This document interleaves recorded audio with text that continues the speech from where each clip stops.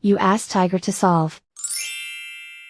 This deals with linear equations with one unknown. The final result is x equals 20. Let's solve it step by step. Simplify the expression. Simplify the arithmetic. Group all constants on the right side of the equation. Subtract 40 from both sides.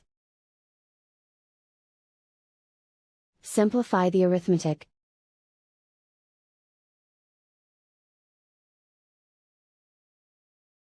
Isolate the x.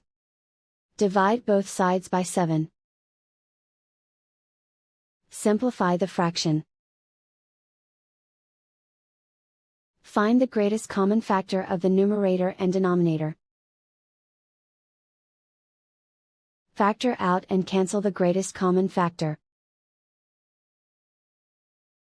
And so the final result is x equals 20.